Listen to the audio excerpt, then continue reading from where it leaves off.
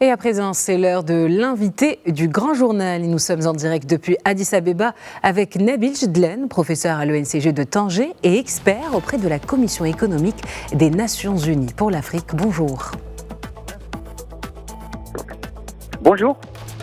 Alors, vous avez assisté au vote pour l'élection du Maroc à la présidence de la 57e session de la Commission économique pour l'Afrique et de la conférence des ministres africains des finances, de la planification et du développement économique. Alors, comment s'est déroulée cette opération de vote ?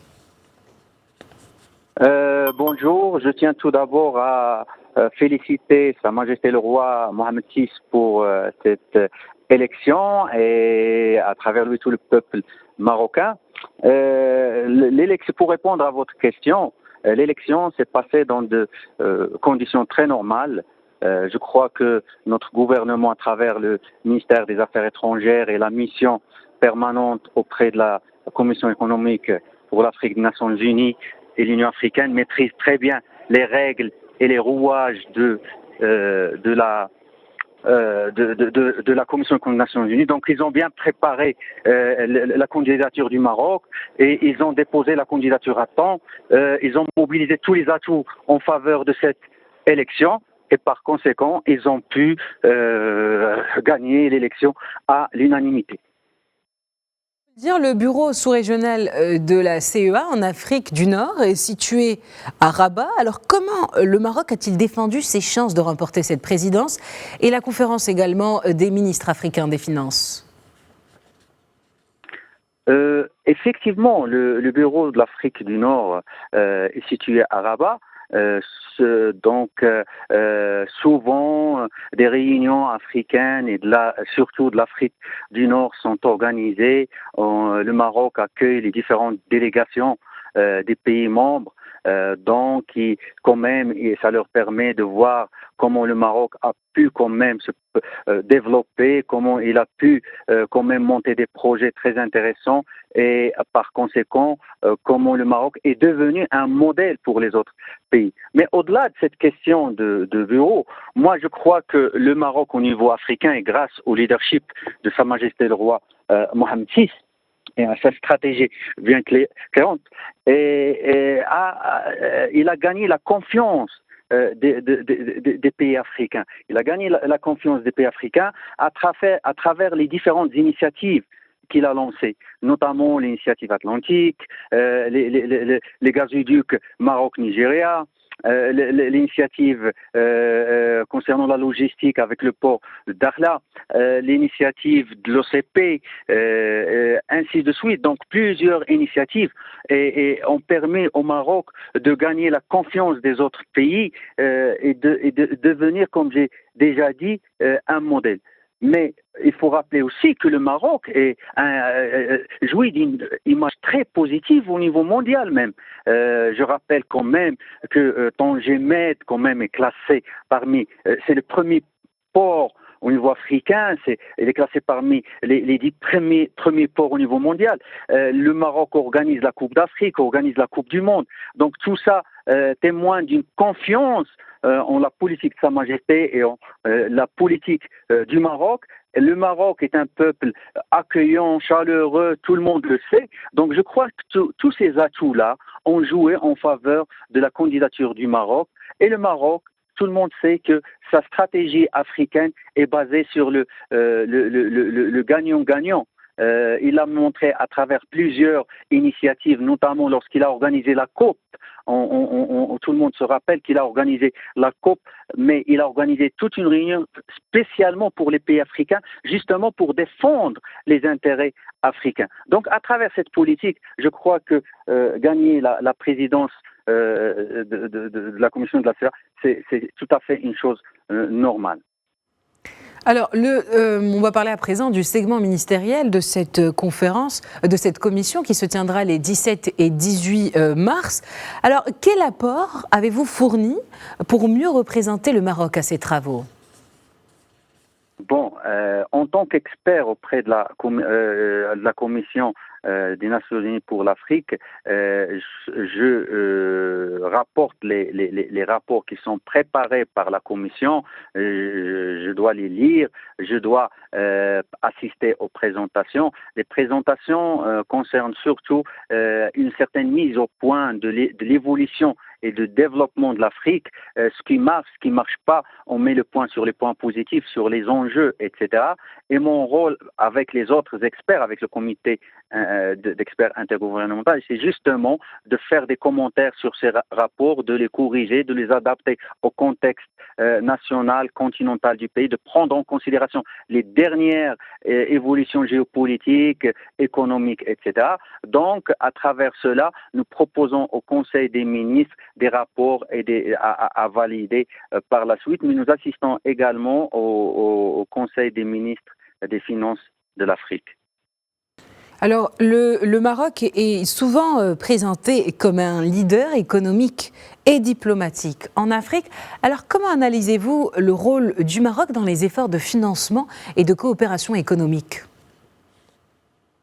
Bon, comme j'ai déjà rappelé les différentes initiatives que le Maroc a pris quand même, a déjà instauré. Je rappelle, pour répondre à votre question, que le Maroc déjà c'est un modèle. Le Maroc a lancé plusieurs initiatives, par exemple des obligations vertes. Le Maroc est parmi les premiers pays africains à avoir eu recours à cet instrument innovant. Le Maroc fait appel à d'autres instruments innovants. Le Maroc a une bourse quand même, un marché de capitaux qui est assez développé et on a assisté ces derniers temps à la création du marché des produits dérivés. Le Maroc également a pu maîtriser son taux d'inflation, etc.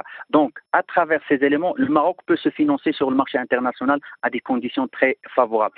Pour les autres pays, cela constitue un modèle à suivre.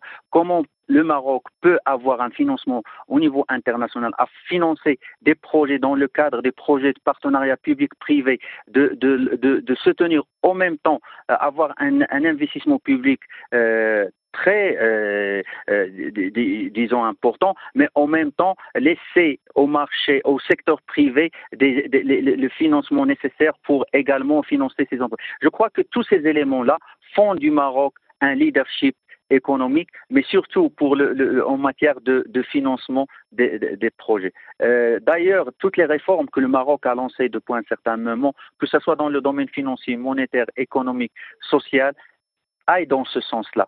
Et on voit toujours une image très très positive du Maroc, de son leadership et de son impact positif sur le continent africain.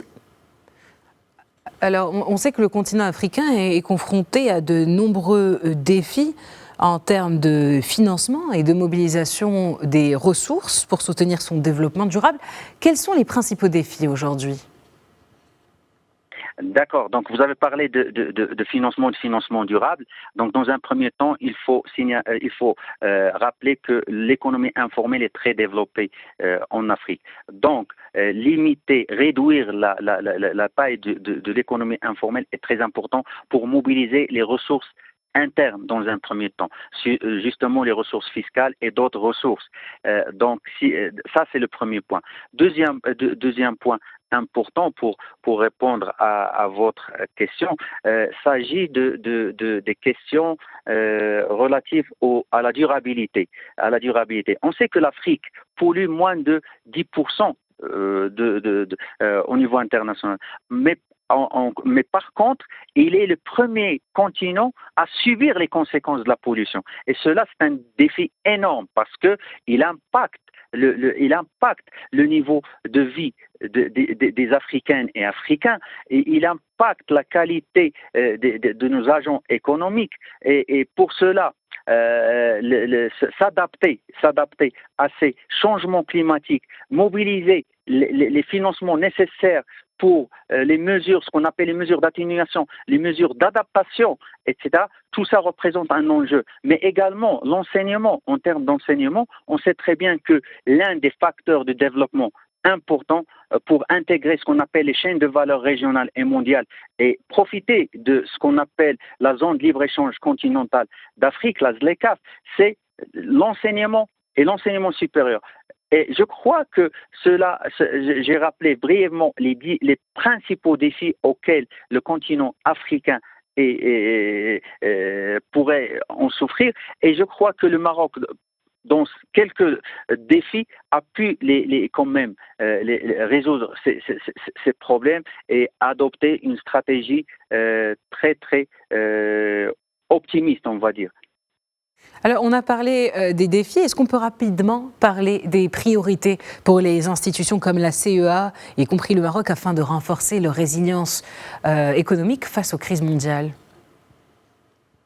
Oui, la priorité des priorités actuellement de la CEA, c'est justement la mise en place de la ZLECAf. La ZLECAf a été ratifiée par 48 pays, mais il en reste du travail à faire. Mais pas seulement à ce niveau-là. Le renforcement de l'intégration régionale, les autres types d'intégration, que ce soit financière, monétaire, la création d'un marché unique avec la libre circulation des personnes, etc.